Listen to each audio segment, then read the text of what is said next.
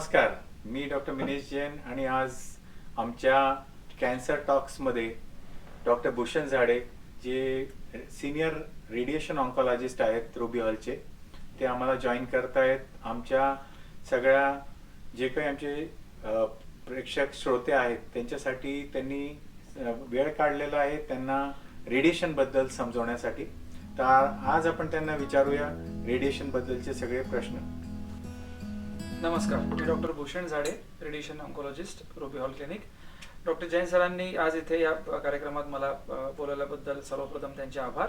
आणि या कार्यक्रमामध्ये आपण रेडिएशन थेरपी ही नेमकी काय असते आणि त्याच्याबद्दलची जनरल माहिती आणि काही गैरसमज दूर करणं हा एकंदरीत या चर्चेचा उद्देश म्हणून आम्ही हा प्लॅन केलेला आहे. रेडिएशन म्हणजे काय आणि त्याचे साईड इफेक्ट्स काय असतात? रेडिएशन हा एक फार जेनेरिक किंवा एक जनरल शब्द झाला. रेडिएशनचा टेक्निकल डेफिनेशन आपण रेडिएशनची म्हटले तर electromagnetic waves which carry energy, आणि त्या एनर्जीनुसार त्याचे फार प्रकार आहे. स्पेक्ट्रम आहे, म्हणजे स्टार्टिंग फ्रॉम अल्ट्राव्हायोलेट रेज पासून low energy X rays, high energy X rays, असे भरपूर प्रकार आहे. जर आपण थेराप्युटिक किंवा आपण मेडिकल रेडिएशनचा जर विचार केला तर प्रामुख्याने दोन भाग पडतात. एक आहे लो एनर्जी जे नॉन आयनायझिंग रेडिएशन ज्याला आपण म्हणतो, आणि एक हाय एनर्जी ज्याला आपण आयनायझिंग रेडिएशन असं म्हणतो. आणि जे आम्ही थेरपीमध्ये रेडिएशन थेरपीमध्ये जो रेडिएशनचा वापर करतो ते आयनायझिंग रेडिएशन या कॅटेगरीमध्ये येतात. आणि रेडिएशन म्हणजे एक जनसामान्याला आपल्याला पोहोचायचं झालं तर बेसिकली दे आर एक्सरेज. जसं आपण छातीचा एक्सरे काढायला जातो, तिथे एका मशीन समोर उभं राहतो आणि टक्कन काहीतरी होतं आणि आपण बाहेर येतो. तिथे कुठल्याही प्रकारची जाणीव, सेन्सेशन किंवा पेन किंवा प्रिकिंग, गरम थंड असं काहीही जाणवत नाही. सो बेसिक एक्सरेची प्रॉपर्टी सेम असतं. इव्हन मी हाय एनर्जी जरी वापरले रेडिएशन थेरपीच्या मशीनमध्ये, तिथे पण पेशंटला कुठल्याही प्रकारचा भास, स्पर्श, गरम थंडपणा असं काहीही होत नाही. सो रेडिएशन थेरपी डिलिव्हरी ही कम्प्लिटली पेनलेस ट्रीटमेंट आहे. त्याचे साईड इफेक्ट डिपेंड करतं ती कुठल्या भागाला, कुठल्या व्हॉल्यूमला, किती डोजला जाते, त्यानुसार ते साईड इफेक्ट स्पेक्ट्रम असणार आहे. त्याबद्दल पेशंट, डायग्नोसिस, स्टेज आणि त्या लागणारी चर्चा ही ओपीडी मध्ये केल्या जाते आणि त्यानुसार त्याला काय प्रिकॉशन घेऊन आपण कमी करू शकतो ही पण चर्चा केली जाते. पण रेडिएशन थेरपी म्हणजे काहीतरी गरम लागणार, काहीतरी शॉक लागणार असं चुकूनही विचार करू नका. असं काहीही नसतं. भूषण, ही जी माहिती दिली खूपच मस्त होती, पण मला हे सांग की इंडिकेशन्स काय असतात, कोणाला आपण रेडिएशन देत असतो? रेडिएशन थेरपीचा वापर कॅन्सर ट्रीटमेंटमध्ये केला जातो आणि मोस्ट कॉमनली तो सॉलिड ट्युमर्समध्ये केला जातो.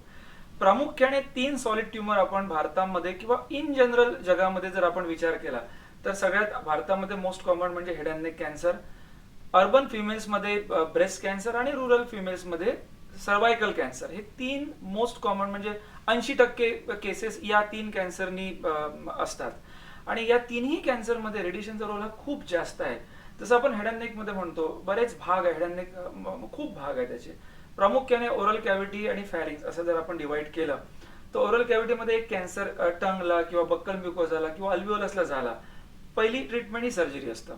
आणि सर्जरी केल्यानंतर जर ट्युमर खूपच छोटा असेल, ज्याला आपण T1 T2 असं म्हणतो, तेव्हा रेडिएशन किंवा ॲडज्युव्हंट ट्रीटमेंटची गरज नसते.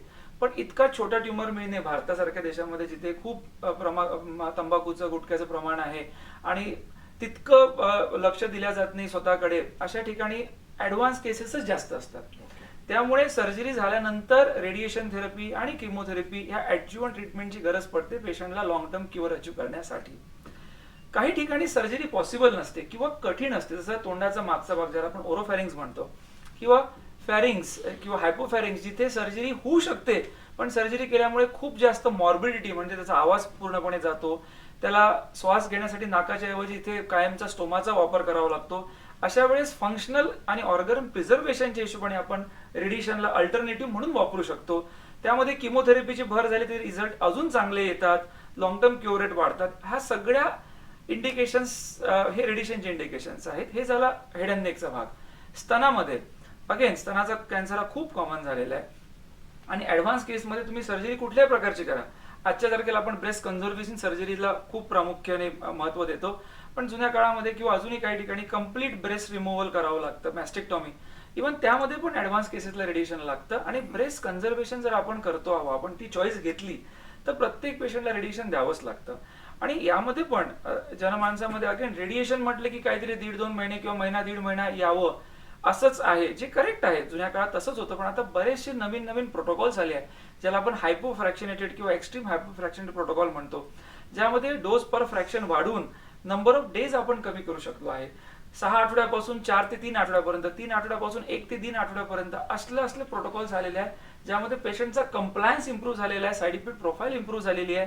आणि पेशंटला जो मशीनच्या आतमध्ये पहिले 20-25 मिनिट वेळ घालवायला लागायचा, बरेच पेशंट क्लॉस्ट्रोफोबिक राहायचे किंवा बऱ्याच पेशंटला एक अनकम्फर्टेबल फील व्हायचं, ते आता high dose rate machines, rapid arc machines, ह्या सगळ्या टेक्नॉलॉजी ऑन टेबल टाइम जो म्हणतो आम्ही, तो 3 ते 5 मिनिटांवर आले. याच्यात कोबाल्ट मशीन पासून जे काही आता तुमचे 4th-5th जनरेशन मशीन, बरोबर, linear हे accelerator. काय आहे? याला असं एवढा कॉस्ट का बदल असतो? म्हणजे की रेडिएशन कोणी सांगतं कमी मध्ये करून देईल, जास्त मध्ये करून देईल, की हे कॉस्ट का बदलते, का असं कमी जास्त असतं? रेडिएशन थेरपी ही जी एक ट्रीटमेंट मोडॅलिटी आहे, ही सुरू कशी झाली?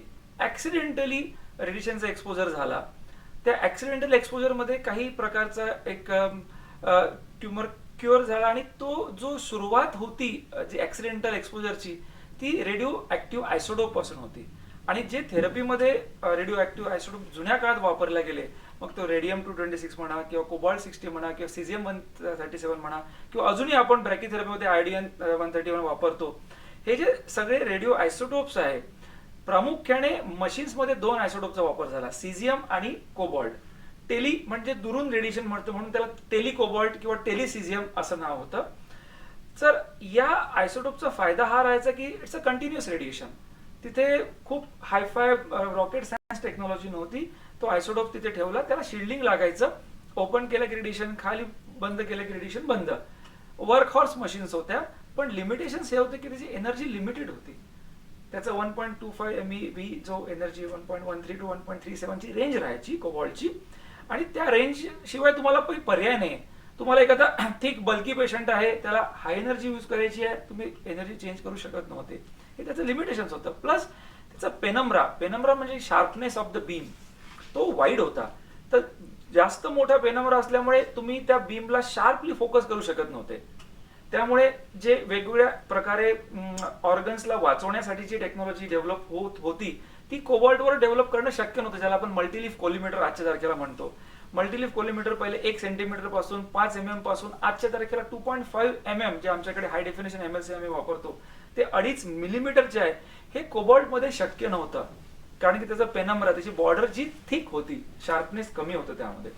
त्यामुळे मग लिनियर ऍक्सेलरेटर ही कॉन्सेप्ट आला. What is linear accelerator? शब्दांमध्ये बघा, लिनियर असं काहीतरी लांब, आणि ऍक्सेलरेटर बेसिकली यामध्ये electron, heat generated electrons wave guide मध्ये ऍक्सेलरेट केला जातो आणि टार्गेटवर बॉम्बार्ड होतो.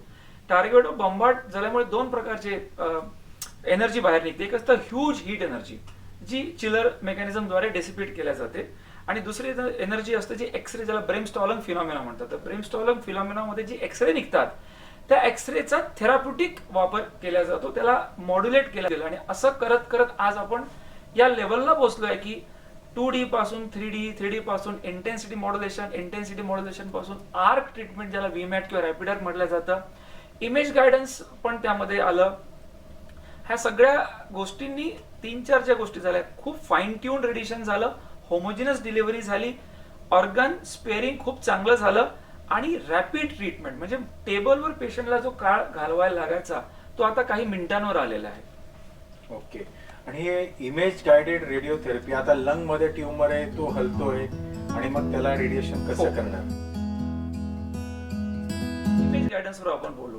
आता कसं असतं की आम्ही रेडिएशन थेरपी देणार, म्हणून आम्ही एक रेफरन्स इमेज, ज्याला आपण प्लॅनिंग स्कॅन म्हणतो, तो केलेला आहे. त्यावर आम्ही ट्यूमर किंवा ट्यूमर बेड किंवा ऑर्गन ॲट रिस्क हे मार्क केले आणि प्लॅन बनवला. पण तो प्लॅन सेम एक्झॅक्टली एक्झिक्यूट होत आहे का डेली बेसिसवर, त्याचं अश्युरन्स कसं असणार? आपण अजून करत होतो एका काळी, काही रेफरन्स मार्कर्स होते, जो थोडी क्रूड, आता ती क्रूड वाटते कारण की आता आपण बरंच ऍडव्हान्स झालेलो आहोत, पण त्यावेळेस ती अप्रोप्रिएट होती. पण आता आपण प्रत्येक पेशंटला इमेज गायडन्स करतो ऑन टेबलवर ट्रीटमेंटच्या अगोदर. What is image guidance? एक कोनबीम सिटी असतो बेसिकली.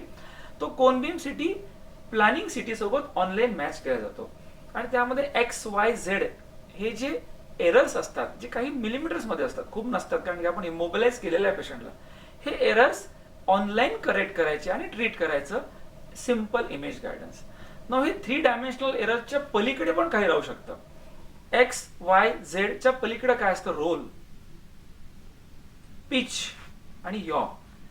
हे 6D करेक्शन रोबोटिक काउचने करेक्ट केले जातात. ही टेक्नॉलॉजी फार अद्यावत, फार नवीन आहे. आपल्याकडे ती सुदैवाने अवेलेबल आहे.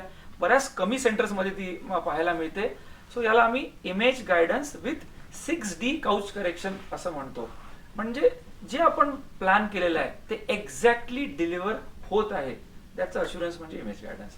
नाव कमिंग टू मोशन मॅनेजमेंट. आता कसं आहे, छोटा लंग ट्युमर आहे, मला तो टार्गेट करायचा आहे, पण तो श्वासोश्वासासोबत सगळीकडे हालत राहतो आणि ती हलण्याचा पाथ लिनियर नसतो, तो असा कसाही हालू शकतो. तर मग मला तो ट्रीट करायचा आहे, तर मला इतका एरिया ट्रीट करावा लागतो, कारण की हा इतक्या एरियामध्ये तो कुठेही हलू शकतो. सो अल्टिमेटली मी काय करतोय, छोट्या ट्युमरला ट्रीट करायला लंगचा मोठा एरिया फायर करतोय, साईड इफेक्ट वाढतात. मग याला कसं मॅनेज करायचं की तुमचा ट्युमर पण ट्रीट झाला पाहिजे आणि इतका मोठा लंगचा एरिया रेडिएट नाही झाला पाहिजे. Then came motion management.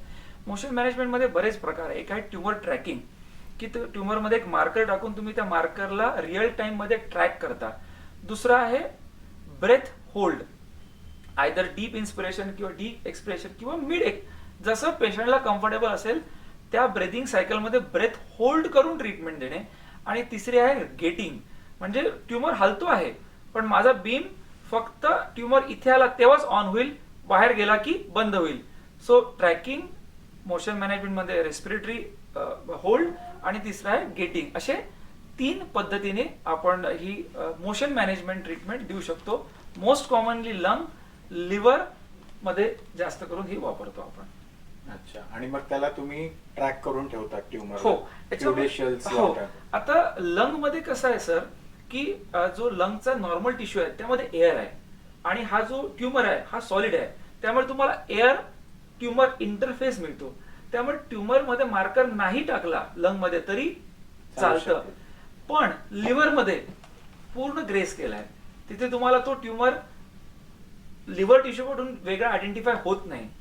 किंवा मला स्प्लीनच्या जवळ ट्युमर, आता एक पेशंट आहे जिथे पेरिपॅनक्रेटिक नोड आहे, डिओडेनम आणि त्याच्यामधले इंटरफेस मला कळत नाही, तेव्हा मला marker, platinum marker CT guidance मध्ये टाकावा लागतो, सो दॅट तो मार्करला ट्रॅक करून मी अचूक रेडिएशन देऊ शकतो. ओके.